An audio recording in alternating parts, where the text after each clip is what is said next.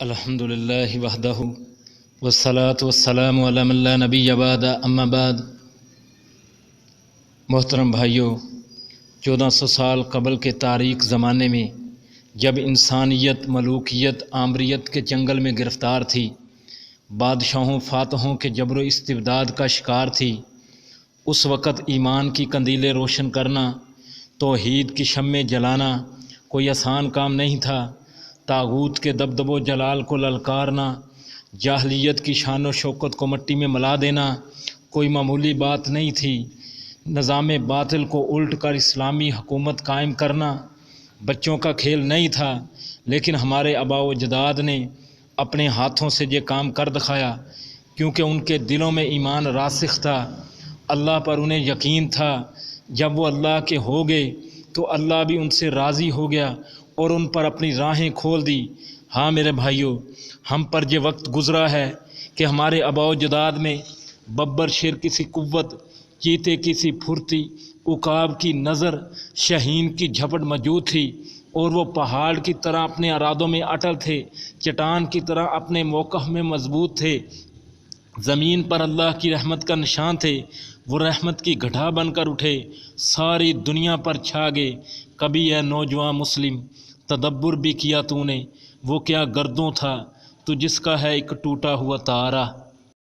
بتوں کی شامت آئی، ابراہیم علیہ السلام کے ہاتھوں بت شکن بنا محمد رسول اللہ صلی اللہ علیہ وسلم، سومنات کا مندر ٹوٹا، سلطان محمود غزنوی کے ہاتھوں تھے تو وہ آبا تمہارے ہی، مگر تم کیا ہو؟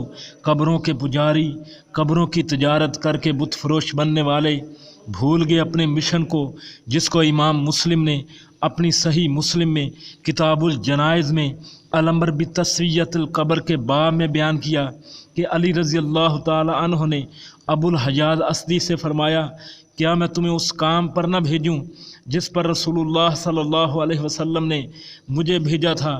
وہ یہ ہے کہ اللہ تدع تمثالا الا طمستہ ولا قبرا مشرفا الا سویتہ، کہ تم کوئی تصویر مجسمہ نہ چھوڑو مگر اس کو مٹا دو، اور جو قبر اونچی ہو اس کو برابر کر دو۔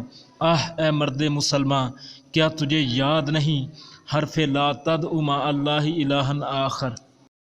عمر رضی اللہ تعالی عنہ کو جب وہ زخم لگا جس سے آپ رضی اللہ تعالیٰ عنہ شہید ہو گئے، اس دن لوگوں نے صبح کی نماز کے لیے بیدار کیا تو کہنے لگے، ہاں اس شخص کا اسلام میں کوئی حصہ نہیں جس نے جان بوجھ کر نماز کو چھوڑا پھر زخموں کی حالت میں نماز ادا کی۔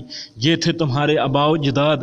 آ گیا عین لڑائی میں اگر وقت نماز، قبلہ روح ہو کے زمیں بوس ہوئی قوم حجاز، مگر تم ساری رات قرآن و سنت کے جلسے میں حاضری دی، صبح فجر کی نماز سے چھٹی کی۔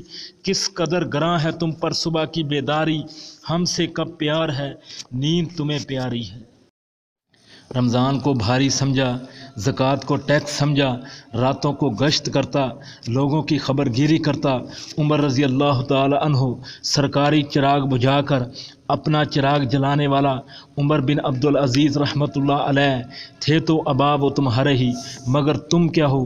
اوپر سے لے کر نیچے تک ہر شاخ پر الو بیٹھا ہے، انجام گلستاں کیا ہوگا؟ بنو امیہ کے عہد میں مملکت اسلامیہ کمال کو پہنچی، جہاں تک کہ ان کی فوجیں سندھ، ہندوستان اور ترکستان کے شہروں میں داخل ہوتی ہوئی شرقاً چین تک پہنچی، غرباً یورپ میں داخل ہوئی، جہاں تک کہ بادل اگر کبھی بن برسے دارالحکومت بغداد سے گزر جاتے تو تاریخ بتاتی ہے خلیفہ ہارون الرشید مسکرا اٹھتا، بادلوں کو یوں مخاطب ہوتا، جاؤ جاؤ تم خطہ ارض کے کسی بھی حصے پر برس پڑو، تمہارے پانی سے اگنے والی فصل کا خراج بغداد ضرور پہنچے گا۔ خراج واقع بغداد پہنچتا تھا، بیت المال ہمیشہ معمور رہتا تھا۔ جہاد کو رسول اللہ صلی اللہ علیہ وسلم نے معیشت کی مضبوطی کا ذریعہ قرار دیا۔ فتوحات اسلامیہ دیار مغرب کی آخری حدوں تک پہنچی۔ جہاد سے خلیفہ ہارون الرشید کی محبت کا انداز دیکھنے کے قابل تھا۔ ایک موقع پر ایک عیسائی سلطنت جو مسلمانوں کو ٹیکس دیتی تھی، اسلامی حکومت کے خلاف بغاوت کا اعلان کر دیا۔ اس عیسائی سلطنت پر پہلے ایک عورت حکومت کرتی تھی۔ عورت کے مرنے کے بعد مرد جانشین بنا تو اس نے اسلامی حکومت کے رعب سے بے خبر اپنی مردانگی کے جوش میں خلیفہ کو خط لکھ ڈالا۔ لکھا، ہماری حکمران ایک عورت تھی، وہ تجھ سے ڈر کر خراج ادا کرتی تھی۔ میں بحیثیت مرد نہ صرف آئندہ سے خراج دینے کا انکار کرتا ہوں بلکہ آج تک کے ادا کیے گئے خراج کی واپسی کا مطالبہ کرتا ہوں۔ خط سن کر غیرت و حمیت سے غصے میں آیا ہارون الرشید اس خط کی پشت پر صرف ایک سطر لکھوائی، رومی کتے، اس خط کا جواب تحریر کی صورت میں نہیں، بہت جلد عملاً دیکھو گے۔ پھر خلیفہ آرام سے نہیں بیٹھا بلکہ مجاہدین کی قیادت کرتے ہوئے اگلے ہی دن اس عیسائی سلطنت کو گہرے ڈال رہا ہے۔ اس سے اگلا منظر یہ تھا کہ مرد اپنی ساری مردانگی بھول کر خراج دینے کے لیے معاہدے پر دستخط کر رہا تھا۔ تھے تو آبا وہ تمہارے ہی، مگر تم کیا ہو، ہاتھ پر ہاتھ دھڑے منتظر فردہ ہو۔